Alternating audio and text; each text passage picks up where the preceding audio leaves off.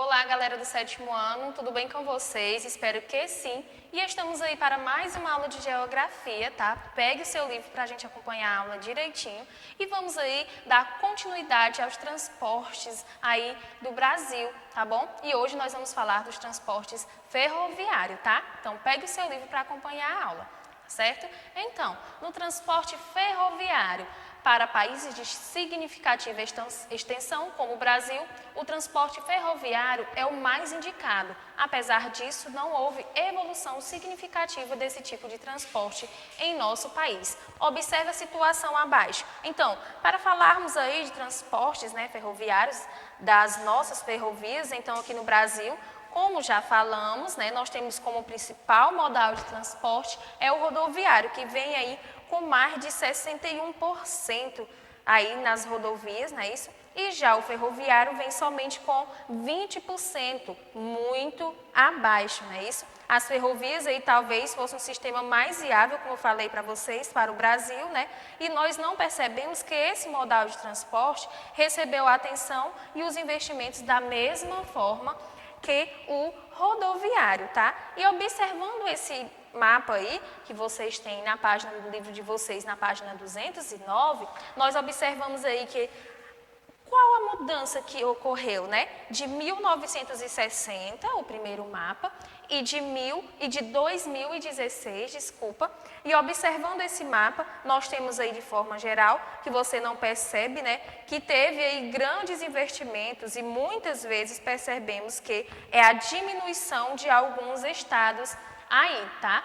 Tivemos alguns investimentos de uma década para a outra, não é isso? E tivemos aí alguns estados que deixaram aí de investir, nesses transportes ferroviários, tá? Então, a malha ferroviária brasileira, ela surgiu de uma forma desestruturada, como podemos dizer, pois cada estado brasileiro tratou de ir construindo suas ferrovias, dentro de uma lógica de que achariam aí melhor ter ou não ter, né? Então, por isso que tivemos aí esse sentido leste-oeste no primeiro momento, no primeiro mapa, tá? E no segundo mapa foi aí em desrespeito, à integração, internas aí entre elas. E daí surge o problema, que muitas vezes essas ferrovias, elas são aí construídas de formas incompatíveis uma com a outra, tá? Nós temos aí diferenças entre distância de um trilho para outro. Então, cada estado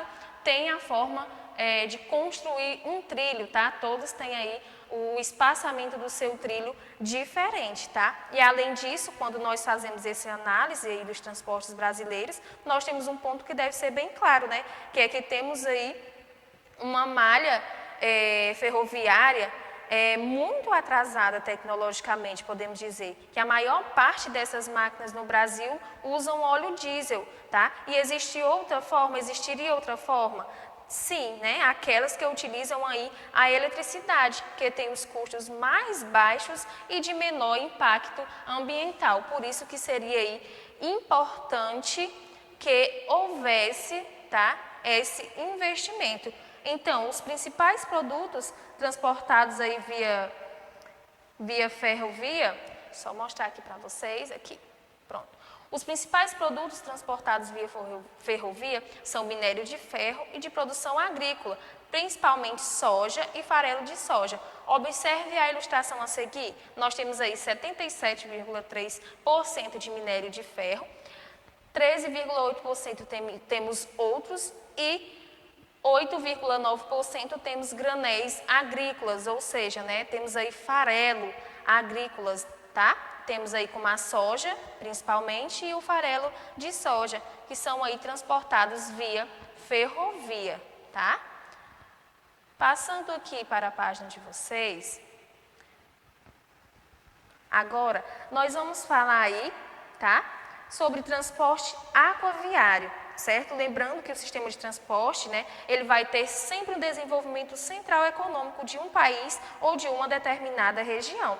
O transporte aquaviário possui características muito positivas, gente. Por quê? Porque existe aí uma relação muito íntima entre a matriz de transportes modais, tá?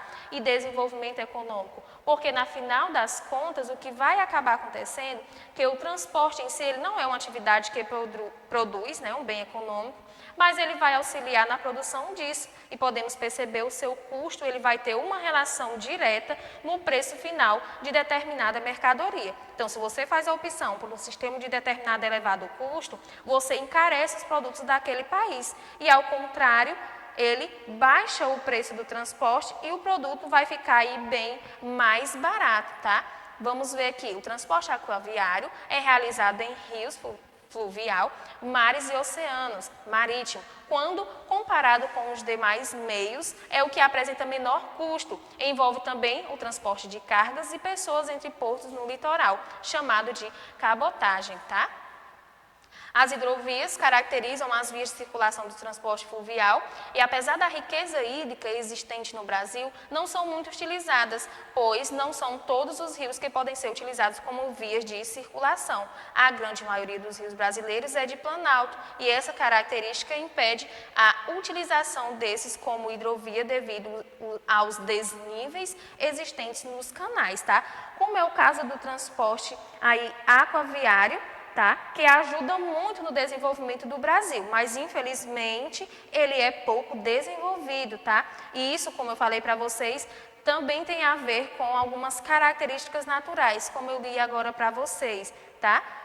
Que é do nosso país, que temos um lado positivo, que é de ter um clima tropical, marcado por uma boa quantidade de chuva todo ano. Isso favorece ao nosso território o desenvolvimento e o surgimento de criações de gigantescos rios chamados aí de caudalosos, tá? Com volume de água muito grande, portanto é um ponto positivo, mas por outro lado, como eu li para vocês, temos o ponto negativo, que os nossos rios eles não são viáveis aí para a navegação, pois são rios de planaltos, que parte significativa do território brasileiro é marcado aí por esses rios de planaltos, né? Que apresentam aí desníveis, tá? E agora, nós vamos entrar aqui falando sobre, passar aqui mais um pouco, sobre o transporte aeroviário, tá? O transporte aeroviário é considerado um marco dos meios de transportes, pois encurtou o tempo de deslocamento dos passageiros e mercadorias. Sabemos aí que mais de 60%, né, das nossas cargas e pessoas são transportadas aí por rodovias, que é o segundo modal mais caro, que perde apenas para o transporte aeroviário, tá? O transporte aí, gente, aeroviário é o mais caro do modal. Sabemos que o custo é muito acelerado, sua manutenção tem sempre aí que estar em dias e também que não é barata, né? Mas se ele é tão caro, por que ainda insistem ainda nele, né?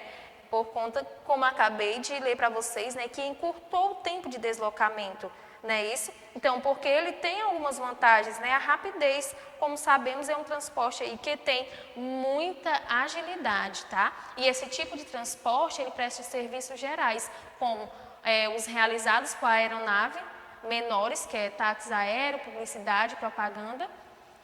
Temos serviços regionais, transportes passageiros de cargas, atendendo aos locais que estão na rota das linhas nacionais e serviços regulares, que englobam aí as linhas nacionais e internacionais, tá? O transporte aéreo de carga teve aumento do seu fluxo inexpressivo nas últimas décadas devido ao custo do combustível, da manutenção das aeronaves, do predomínio de cargas leves e perecíveis e de pouco espaço para as mercadorias nas aeronaves. Já o fluxo de transporte de passageiros aumentou significativamente devido ao baixo custo das passagens, do aumento da frequência dos voos, bem como à modernização das aeronaves.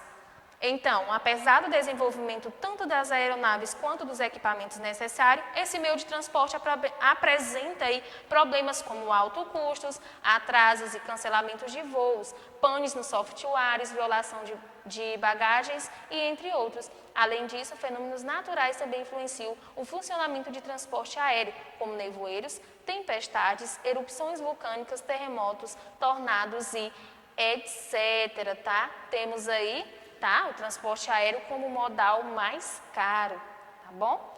E agora vou falar um pouco para vocês também sobre o transporte dutoviário, que se dá por meio aí de dutos, também chamados de tubulações, que transportam principalmente óleos, gases e produtos químicos. Os dutos também podem ser subterrâneos na superfície, tá? Submarinos e também aéreos.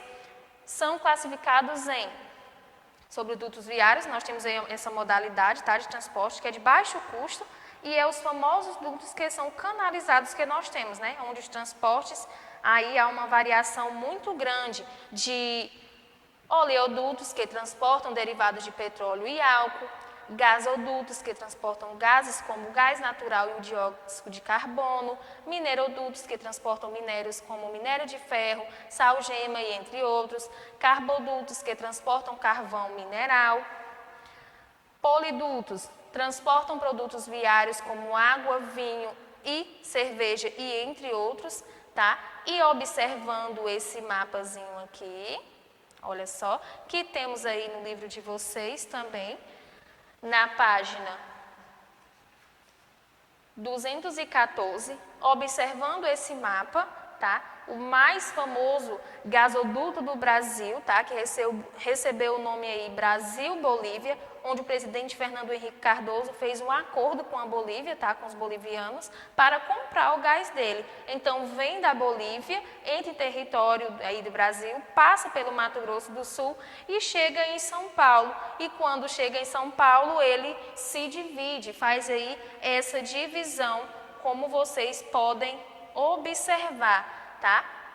Então, o gasoduto Brasil-Bolívia, com um total de 3.150 quilômetros, sendo 2.593 quilômetros em território brasileiro, esse gasoduto inicia na cidade de Santa Cruz, e na Bolívia, né, e termina em Canoas, no Rio Grande do Sul. A construção foi possível devido ao Tratado de La Paz em 1996, tá? O gás natural é extraído na Bolívia e transportado para o Brasil, abastecendo aí 50% do consumo aí dos brasileiros, tá bom? Então, vamos encerrar por aqui, tá? Espero que vocês tenham acompanhado. Na próxima aula, nós falaremos aí, na aula do MIT, né? Falaremos mais um pouco aí sobre esses transportes, tá? Façam as atividades que nós lançamos para vocês, tá bom? É muito importante que vocês façam essas atividades do AVA também, tá? Porque conta como ponto avaliativo, tá bom? E um abraço para todos vocês e até a próxima aula. Tchau!